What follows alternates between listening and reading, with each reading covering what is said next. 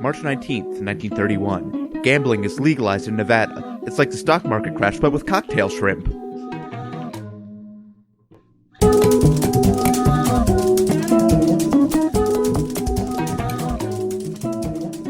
Welcome to The Revisionists, the show where three comics try to punch up history. I almost said it correctly. I'm Brian Flynn. I'm Zach Powers. And our guest tonight is a fabulous local comic, and I did not realize this when I invited him on the show, but a former history teacher. Yes. All right. Please welcome Mr. Greg Hutt. No, thank you. I don't know if we've mentioned this, but Brian almost every single time fucks up the intro. I always edit out my fuck-ups, except today, when I'm just like... to release an episode that's just 45 minutes of Brian not correctly pronouncing the name of his own podcast. In my mind, I was going as slow as I possibly could, so I'm like, this is as good as it's getting tonight. Yeah, well, this is Brian Flynn with the Reformists. It's not like I named it to trick him like a crazy No, I tongue named twister. it. This is Brian Flynn with the Abolitionists. You'll find your way there. I do consider myself part of An that. abolitionist? I hope so. Yes. To be fair, That's a real strong stance to take here. 2016. I didn't mean to. Beecher Stowe coming on the podcast today. Yeah, I just want to come out. My name is Greg Hutt, and I am for women voting. I am all for it. Sounds like Charles Sumner Very walks in and Thank you. canes us. Well, if you're not familiar with the show, let me just go over the idea behind it. Every episode, we take a topic from history. One host presents the true story, and another host comes up with an alternate history. And the winning story, based on audience vote, becomes our accepted history. Brian is Going staring forward. directly into my eyes. The entire premise of the show. I am 3/4 of a beer in, so I cannot be held responsible Things are about for to get loose. 3/4 of a light beer. That's all it takes. You're a wild man. For my waifish frame. He's like, I'm going to hit 1.5 on Thursday. You know, we're gonna do Patty's Day upright. Oh, exactly. Exactly. I'm going to filter it through many potatoes. Do not give him that idea. He will end up in the hospital. Alcohol poisoning. How much did you have, sir? I had the equivalent of 2 Zimas. It was a night. It was a night. Then the doctors have to look up Zimas because they're probably... I got 2 Loco, and that was enough for me. Zima, 2 Loco. Well, if you listened to last week's episode, Sigurd the Proud with Cody Spiker, Cody's alternate history was the victor, which means that not much changes about Sigurd the Proud's story, except she had vagina dentata. And could see the future. And could see the future, and her lover wore a silver sort of jacket to protect his member during intercourse. Let's not forget she had a child. Yes. That I referred to as the Silk Man, that I hope has become an immortal boogeyman. Yes. We didn't officially establish that, but... Well, this week I'll be doing the actual history of, I didn't introduce our topic, the Battle of Stamford Bridge and the end of the Viking Age. Yeah. 1066. What a time to be alive. Oh, what a time. What a time to be alive and probably dying statistically if you're alive in 1066. Yes. Spoiler alert. Somehow more people were dying every year at the time than were being born. I don't know how that math worked. Aliens, probably. Alien, yeah. Come on, this is a history Well, podcast, no one knew right? how math works, so the statistics are very unreliable. Algebra was totally different back then, all right? I'll be presenting the actual history. Greg, you'll be doing the alternate. So, indeed. if everyone's ready, I will begin. Before I get into the battle proper, I feel it's necessary to set the stage a little bit. The Viking raids into England were not just raids, but people migrated over there. They moved, they settled. By the 11th century, there was a portion of England where Danish law governed, even though there was a large Danish population, and I'm using Danes and Vikings interchangeably, fuck it. This is going to get real weird if we're trying to get... Danes, Vice, Norsemen. Those Laplanders, you know, Exactly. took over York. In the dark, it's all the same. Oh, Jesus. I don't know what that means. I have to assume for the people of England, Danish law was like the Sharia law of the time Yes. that they were all terrified of taking over. Oh, definitely. It's like drunk law. Yeah. So despite the fact that there's this Danish settling and intermarriage and intermingling, the Vikings still raided England because it was a rich target. It was very prosperous. The King of England around the beginning of the 11th century is a man named Ethelred the Unready. The hell of a name. Yeah. We've Talked about titles before. His mom's name was definitely Ethel, right? Yeah. Like whenever Yeah, she didn't know she was pregnant. That's why he's called the Unready. Yeah, that must be it. Or like every time they were going out to dinner, it's like they were waiting for a really long time for Ethelred. He's in the bathroom. It's been 45 minutes. He's like, I totally made a reservation. Like, this We're going to be late for Force Awakens, Ethelred. bullshit. The play. I wanted to see the trailers, Ethelred. I like the trailers. Every time with you. So Ethelred, generally speaking, capitulates to the Viking raiders. He pays tribute, so they stop beating him. But then he would also turn around. The nerdiest country of all time. Oh, they're England, of course. They got swirlies in the North Sea. They're basically, it's a nation of Harry Potters that are unmagical. That's England. And also, of course, according to Jose McCall, huge ghoul problem at one point. Yes. Still is, I think. Registered revisionist trademark, yes. But then he would also turn around and he would order general massacres of all the Danish people living in England once the Vikings were gone and paid off. So during this time, Sven Forkbeard, who is a descendant of Sigurd the Proud and of course, the Silk Boy, the Silk Man. The Silk Man. Strong bloodline. The Silk Boy becomes the Silk Man. I like to think that the Silk Man was still there, whispering quietly into his ear, like devious machinations. Oh, whispering quietly and very soft and supplely. Yeah. I like the idea that he was Worm Boy first and then Silk Man later. Like, oh, of course. Like how Robin becomes Nightwing. During this time, the Sven Forkbeard, King of Denmark, decided that England was fucked up enough that he basically wanted it, that he could take over and do a better job ruling. I thought he was just like, he likes girls with damage. No, totally. Super fucked up. Yeah, exactly. I like stars, self-esteem man. is low enough, I can get into this country right now. It's 2 a.m. England looks desperate. Yeah, her dad's gone. This is going to be all right. Like, I got creepy. I'm sorry. I'm very sorry. That was Greg with two G's at the end of the name. I will edit it out. That was Jose McCall, everyone. That was Jose McCall. Yeah. You can still see the track marks on England from this time. So, long story short, Sven and his son Canute invade England and take over. Ethelred the Unready flees. Sven dies and Canute ascends the throne of England because Ethelred tries to invade, but is defeated because he is Ethelred the Unready and just a giant dweeb. Of course. Just picturing Millhouse with a crown. Basically, yeah. Well, his kingly name was Thrillho. Deep Simpsons cut there. And crucially, when he becomes king, Canute marries Ethelred's widow, who is the Princess of Normandy. So when Canute dies, his sons Harold Harefoot and Harfcanute both have short, unremarkable reigns that don't produce offspring. So the next person in line for the throne is Canute's stepson, so the son of Ethelred and the Norman princess, who I believe is named Emma? Where did that come from? That was pretty What? Ethelred, we got Canute, Emma. Yeah. Emma's hanging out too.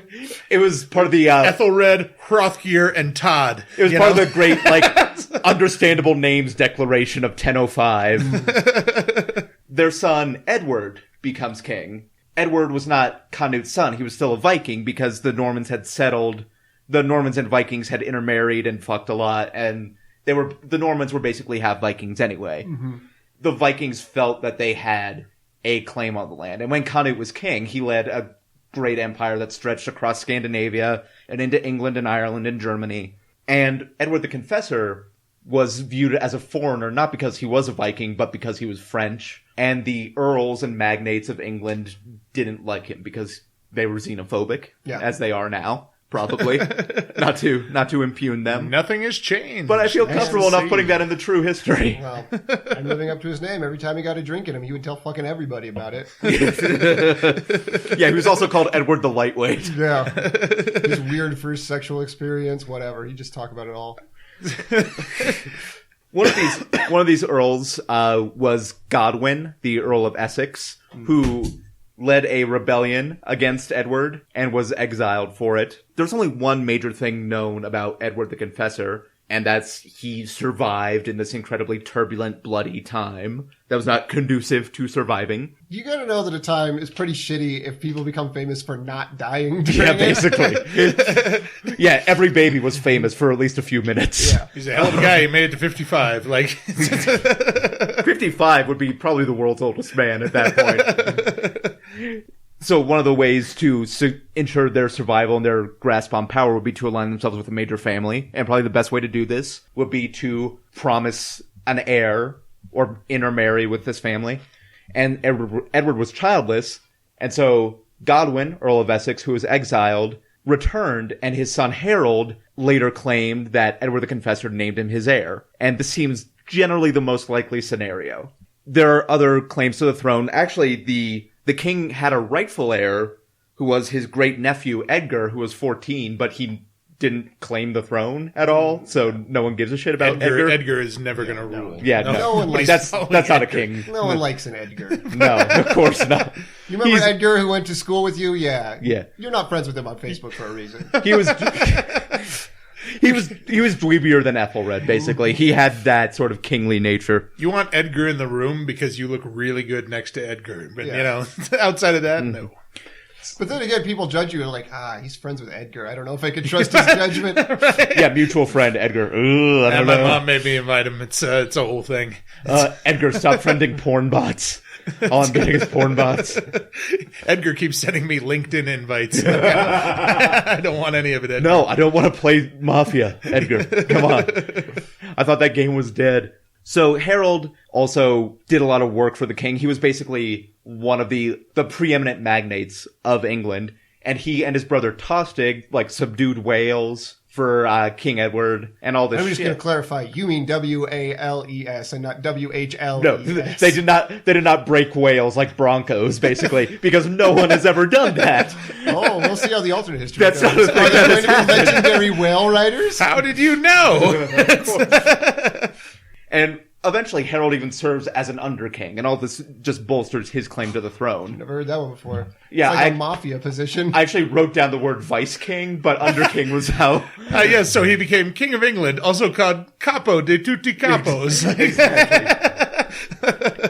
The major competing claim on the throne was from William the Bastard, the Duke of Normandy, I believe bastard child of Edward the Confessor, but a bastard nonetheless, who not only claimed legitimacy, but he claimed that Edward the Confessor promised him the right to ascend to the throne of England on a box containing the relics of saints. This is the problem. Just to really sell it. Edward the Confessor would, like we said, have a couple drinks in him, and suddenly everybody's his fucking heir. Oh, God. Yeah, Sheila from across the bar actually had a claim to the throne. She had a couple of claims to every night at closing time, he's like, I don't have any money, but you got a claim to the throne. Thanks, every Saturday, Thank she you. was an heir, you know? I've got 700 claims to the throne now. William the Bastard. That's a great title right there. Oh, yeah. The Confessor sucks. No. The Bastard. William the Bastard. That guy's gonna fuck you up.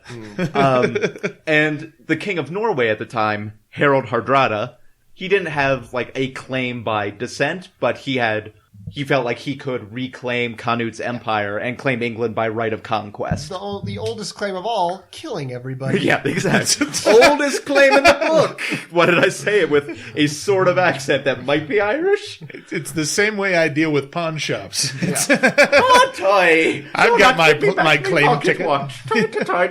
Toy. Yeah, it's the same way a mugger has a claim to your wallet. Exactly. Exactly. By right of conquest, I claim all your shit. So these are the main rival claimants. William went to the Pope and even had papal sanction for his crusade against King Harold. And to signify this, the Pope sent him a ring containing, quote, one of the hairs of St. Peter. Does not specify which one. So, that'd be... One of his curlies. Yeah. If cubes had been invented at the time. They hadn't been invented yet. No, they were invented by Jonathan Pubes in 1704.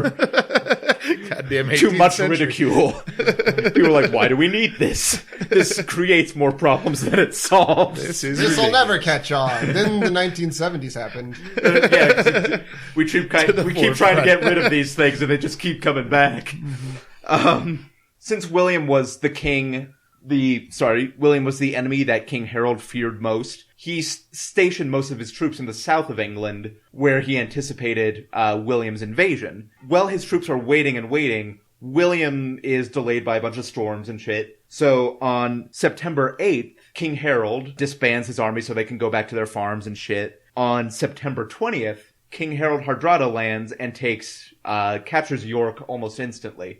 And if you think of England, just like geographically, if you think of England like as a pineapple, as like, you do, yeah. Famously, I guess I could just say north and south. You don't have to have an analogy. Yes, old pineapple land. Exactly. Oh, yeah. The fruit most associated with Everyone England. calls it the big pineapple. I live in the westernmost spine. That's what I.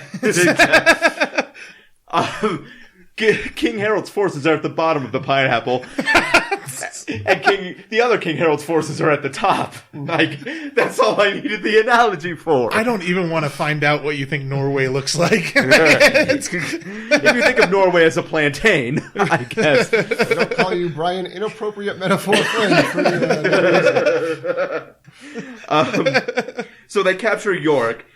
King Harold the English summons all of his lords to him, and he rides north, making the march in 5 days. So, September 25th, the two forces meet at the Battle of Stamford Bridge. And the Danes, the Vikings, the Norse invaders, were surprised by the arrival of the English army. They didn't expect it to be so quick. The Norse are so surprised that they retreat across the bridge of Stamford Bridge fame, which, this is after some preliminary skirmishes, but this creates a choke point, and one of the most famous instances of the battle, where one Norse axeman is said to have held off the entire English army, killing about 40 Englishmen on the bridge.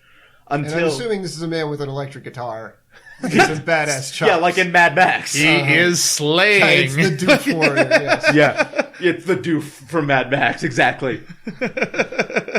They've kept him going all this time. Eventually, he's defeated when one of the English soldiers sails under the bridge in a half barrel and thrusts his spear up through the bridge. Like a game of reverse whack-a-mole. It's like the fucking Hobbit movies. Yeah, exactly. It's like it goes on way too long.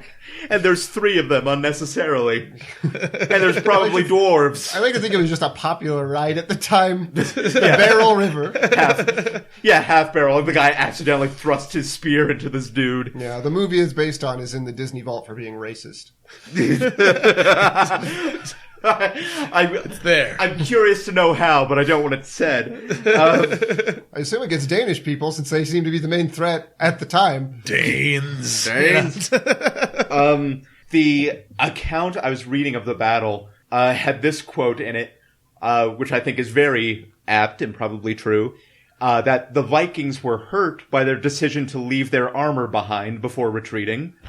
So that would probably not be advantageous in a battle. I don't think that would help. Which raises the question, had the Vikings ever fought a battle before? Had they just gotten lucky for the last 200 years? If you think of like the whole like name, like the Battle of Stamford Bridge sounds like the most boring battle of all time, right? No, like totally. is that that's not just me, right? Yeah, no, it was originally the Battle of to be decided. It's like the Battle of the Library Atrium. It's like it sounds like a board game your nerdiest friend loves and always is trying to get you to play.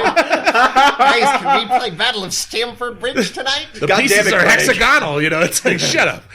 Edgar. All right. Fuck off, Edgar. God damn it, Edgar. Draw 3 conquest cards and 2 victory cards. What do you mean you don't have a 12-sided die? Oh, God damn it, Edgar. Why does it come with the game, Edgar? It's in the expansion, Edgar. Edgar. So the Vikings, long story short, get their shit kicked in. Harold Godwinson is like the hero of the battle. He's sort of basking in his glory. And the biggest thing about the Battle of Stamford Bridge is that September 28th, 3 days after the battle, is when William the Bastard lands in the south of England. Who I believe is now more commonly known as William the Conqueror. Yeah, or... Spoiler alert? Yeah. Launching the Norman invasion of England, Harold, the not dead King Harold, has to gather his forces again and march south, which leads to the Battle of Hastings, and well known. And I don't want to get too much into it because we might discuss it later. Mm-hmm. And that's the Battle of Stamford Bridge and the end of the Viking Age. Greg, I believe if you are ready to start in with the alternate history. Sure. It's similar and weird. Kind of the idea I took with it was, like thinking about this, thinking about how we look at this battle is the battle itself, you don't really know that much about it. So it's like, you can't change that up too much, but it's looking at, trying to find the secret history of all the people involved, right? Oh, of course. And the motivations, it's, why are they running around everywhere? You're like, just to get some loot. And I'm like, you can get loot a lot of places, right? So. Oh, yeah. England.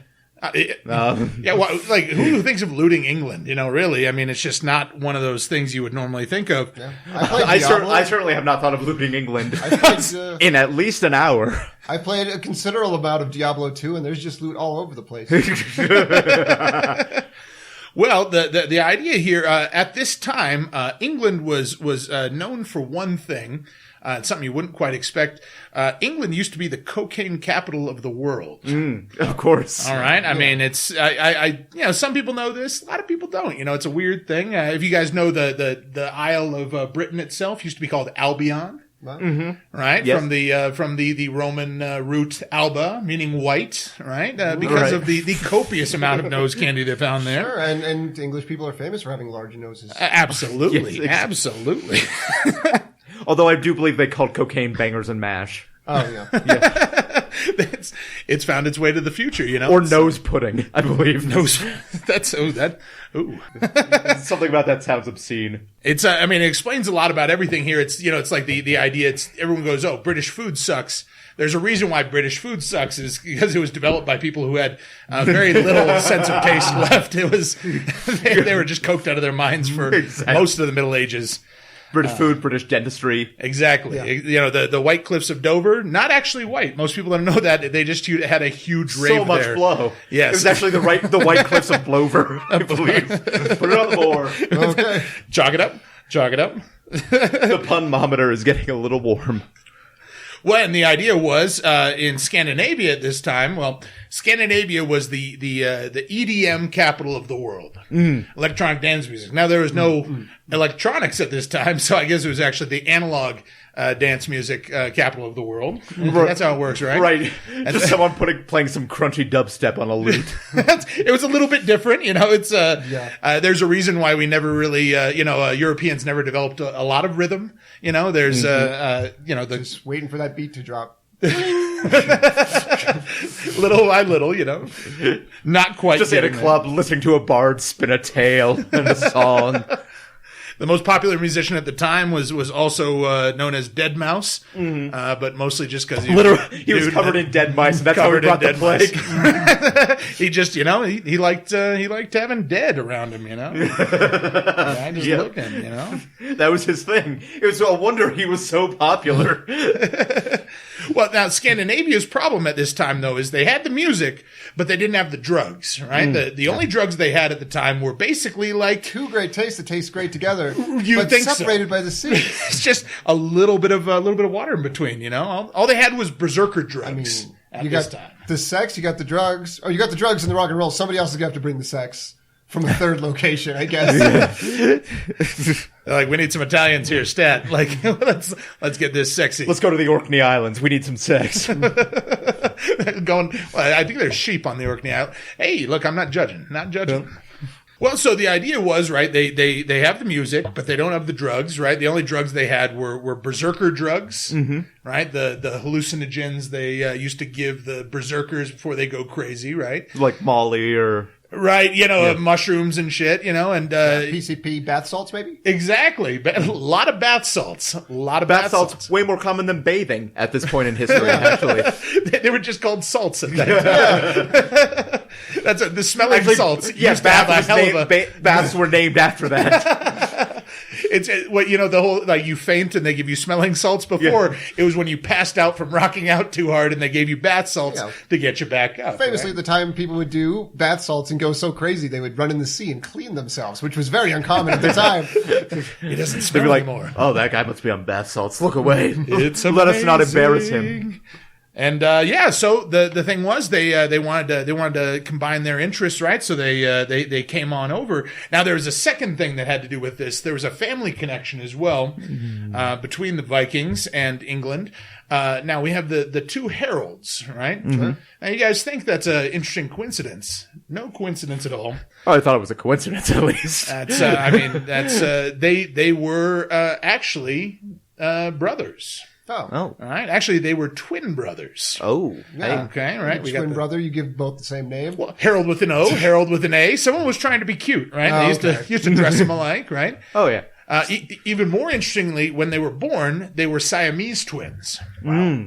All right. But, I mean, they were both people that were marked upon at the time as both being, tall, good-looking people because they were only connected right at the ass cheek.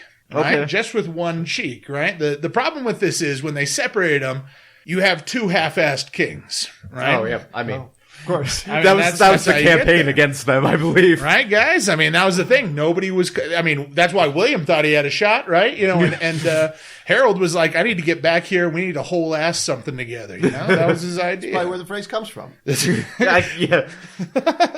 Finding their way there. And so, they did get together, right? And the thing is, it was kind of a weird battle, but it was an amazing slaughter, right? Because they finally were able to, bring themselves back together. 5-star slaughter on Yelp. Yeah. Which was so named because people were yelling because they were being slaughtered. Battle, 2 stars. Under the battle category on Yelp, 2 stars. Under the slaughter category, full 5. Under the service, 3.5. Yeah. Waited to be slaughtered for a good 30 minutes. Ambiance, 5. A lot of blood. Entrails everywhere. Mints at the end. Would die again. Absolutely. Yeah. Absolutely. So, that's basically where I got with that. Right? They found their way there. They got their drugs, right? But the problem is even after... they got there, the Norwegians got the shit kicked out of them, right? And then they had to go down and fight the Normans who were invading. Mm-hmm. The Normans, as everyone knows, was not an actual group of people. They were just a bunch of dudes named Norman. It was a very popular name at that time. Everything named Norman is not a person. A tremendously popular name. Tremendously popular. Normans were the heralds of the later half of the 11th century. Exactly. It's like, you have to have your names now. It's what's the most popular name now? Probably Khaleesi, I think. Yeah, Khaleesi or Katniss, maybe. Katniss, yeah, or like Rilo Ken. Rupert Grint. Kylo Ren? What's his name? Rupert Grint. Oh, fuck it. Maybe it's BB-8. I don't know. Yeah, it's BB-8. That's actually very possible. BB-8. Yeah. Although BB-8. Best beeps of the year. Well, and of course, the Normans... That's what BB stands for in BB-8. Best beeps. Best beeps. You're doing it. Best beeps 8. Anyway, after that dumb joke Best by beats me. 1 through 7, not as good. No, they caused fires because of their lithium-ion batteries. Really shitty beeps. Sound more like trills, really. Yeah, shit beeps. Eventually, a few more models, and we're just going to have to go back to now that's what I call beeps. Oh, man. Fuck. Oh, man. Just, you can tell us this. Did Edgar feed you that line? That was a classic Edgar. Yeah, he's whispering. He's just peeking out from behind the curtain. It's like, he used it. Yeah. He used my bit. Yeah. He found it. Well, now you have Edgar When off I'm your tired, back. I turn into a real Edgar. It's daylight savings day. I didn't get as much sleep as usual. No, we all do. Okay. We all do. Yeah. So again, just to reiterate, the motivation is music meeting drugs. Music meeting drugs. Meeting brothers getting together for a crazy ass concert drug scene that turned into a battle and a slaughter. It was a hell of a battle. All right, one hell of a battle. The lone Viking there, I don't know. The token Viking. Quite frankly, yeah, I think we kind of hit it before. Like, I think he did a great job, holding them there. And I was kind of thinking about this. I was like, who was that Viking? Who was that Viking that could hold off all of these people? And I think I realized where I've heard of this guy before. He's the infamous techno-viking. Of course. Right? The dancing techno-viking. He's an immortal dance warrior who you think that he died, really. Yeah. I mean, this being 1066. Yeah. Well, you think of it, though. If this guy really killed 40 people, you really think someone's going to get him with a spear through the bridge? I mean, spears are sharp. I will give that to spears. And when I'm on a bridge, the last place I'm looking for an attack from, usually underneath. Oh, I am always watching my underneath, Right now, I'm worried about this chair I'm sitting on. Well, there is somebody in that chest you're sitting on, waiting with a spear. Exactly. It's Brian's gimp. That's our... I would thank you not to mention the gimp. It angers the gimp. Yeah, we tried to have an episode with him, but with the ball gag, it just didn't. It was not conducive. Yeah. Well, he's the best Edgar you've ever known. I just picture also the techno-viking just with an axe in his hand, but just like dancing really hard. Yeah, that's how he really refused to give the gimp the right to unzip his face mask during the entire show, and it really killed the momentum. Oh, of course not. That's the key to a dom-sub relationship. I like how that went up at the end. I'm not a very erotic person.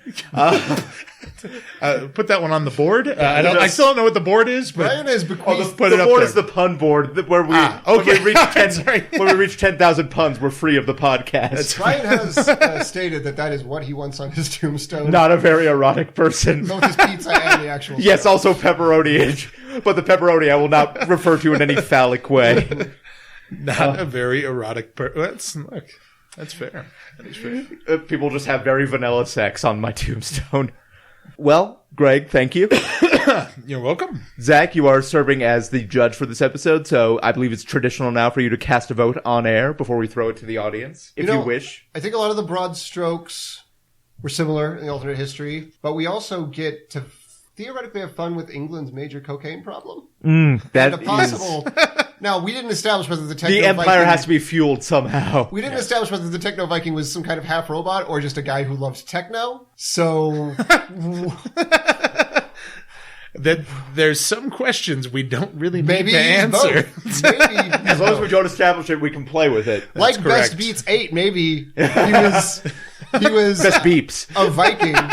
Best Beats 8 is Best Beeps 8 DJ name. Yeah, like maybe if you think of the techno-viking as a pineapple, the top half is a human, but the bottom half is a robot that plays techno all the time. Well, sure. So cyborg. When you're talking about Bubble Bath 8, all right, we're just trying to find our way there, and, England... When you're talking about Breakfast Burrito 8. England just looks like a peach. I mean, what happened? Anyone else smell toast? Exactly. I think I'm having a stroke. So I'll give. Obviously, I'm going to open it up to our listeners to give any votes they see fit. I'll give the first vote to the alternate this time because I think it hems close enough to the alternate history, but it just adds a few sparkles. Well, half-ass my way to victory. I appreciate that. Well, listeners, you can vote at revisionistpodcast.com by using the contact form or on our Facebook or Twitter page. Mm-hmm. Before we move on to doing plugs and business, we have one important thing to do. As I mentioned before, this was the last episode of our coverage of Vikings, unless we decide to revisit it in the future. Spoiler alert. Spoiler alert for a thing that may not happen. Yeah, exactly. So, to determine the next chapter of history we're going to cover in a major way, I've selected 5 possible topics. And Greg, if you would do the honors of drawing one out of my hat. Sure. Aha. The American Revolution. All right. The American Revolution. A juicy topic all right, to discuss. So, starting next episode, we'll be going over the American Revolution, probably for the next dozen or so episodes after that, I would say. Getting plenty of meat on that bone. Yeah. Not a very erotic person. Put it on the board. That's what the board's. Yeah, the board? That's a pun. I still don't understand the board. We're making a lot of progress. There we are. Before we throw to plugs, I did mention revisionistpodcast.com, our Facebook and Twitter page. Another important thing you can do is review this podcast on iTunes, because that helps us a lot. Important, relatively speaking. It's not like solving world hunger. No, yeah. But if you're listening to a podcast, if you're considering, I could either cure cancer or review the revisionists on iTunes. I mean, I can't make that decision for you. Knock out a tumor or two first. You know, I mean, someone else can probably cure cancer, but who else is going to review a podcast? Or even if you're thinking, I could either feed my child tonight, or write this iTunes review. I can't do both. This podcast took a really dark There's turn. not enough time. I want an infomercial for quickly reviewing iTunes podcasts now. Literally, you could just click the stars underneath the podcast. If we're going dark, can I reiterate that Brian is really not a very erotic person? Okay, very dark. Thanks. I don't know how dark that very is. Very dark. It's very dark. Very dark. He wears only baggy jumpsuits. Exactly. Nothing to show off my shape or possible dong outline. Put it on the board. And real quick, I do not a pun. We have to take it off the board. That's unfair to the podcast spirits. Yeah. I don't know how boards work, really. Exactly. Sorry. It's just a They're catchphrase. just flat squares. It's a plane. Are they fruit shaped at all? Pineappular? Is that a word? Is that a word? Yeah, they're banana-tastic. I did happen to look up the download metrics for the podcast finally, because I've been reticent about doing that. And I just want to give... We were disappointed. I was preparing to be disappointed, but I saw about 135 subscribers to the podcast, which I just wanted to give... That's more than the 6 I had assumed. Yeah, that's more than 6 would I have felt been generous. So I just want to give thank you to everyone who's been listening and subscribing. Your support means a whole lot to us. So thank you again for listening. I don't want to thank you. No thanks for nothing. Thanks rejected.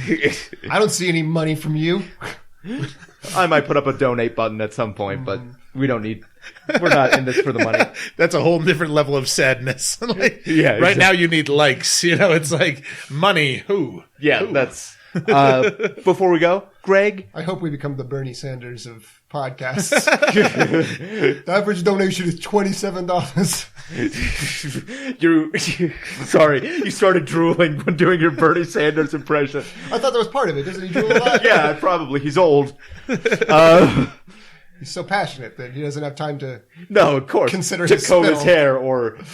He's drooling at the thought of an equal America. That's what he's drooling at, guys. Free college just gets him so... So this podcast was brought to you by Bernie Sanders 2016. Of course, using that advertising money well. Greg? I can reach up to 135 people. Clinton is not going to get on board with a podcast about coked out Britain. It's not. That's true. She doesn't... The investment would be monumentally small for us to actually take him on as an advertiser. That's true. I found an old hay penny. Maybe some garlic knots. I'll take that. That's our gold circle level of sponsorship. The bagels the deli was going to throw away. Or did throw away. Yeah. That actually made me hungry. That's nice. Greg, coming up March 23rd, I believe, you're appearing at the Denver Improv Stand-Up Showcase. Sure. Yeah, on the Wednesday. Or Stand-Up Showdown, I should say. 23rd, right? Yeah. Yeah, the Wednesday of that week, which is the same competition I mentioned from a few weeks ago. So everyone should go check that out. There's a few more rounds going on. And you're blowing up, I would say. I don't know why I said it. I said it like that. I'm off my diet, ladies and gentlemen. I'm reaching for the stars. You're on an all nitroglycerin diet, actually. Do not jiggle me, you know. So people can find you on Facebook, though, and you'll be performing, certainly. And you're definitely worth checking out. I love seeing you. Yeah, thanks. So to find him on Facebook, you do have to answer a series of riddles. Yes, exactly. Like how to spell Greg. And Hut is the same as you would... Well, no, because Pizza Hut has one T, I guess. Yeah. It's Pizza Hut with more than one T. It's the Star Wars mobster. It's exact. I thought you said Star Wars lobster.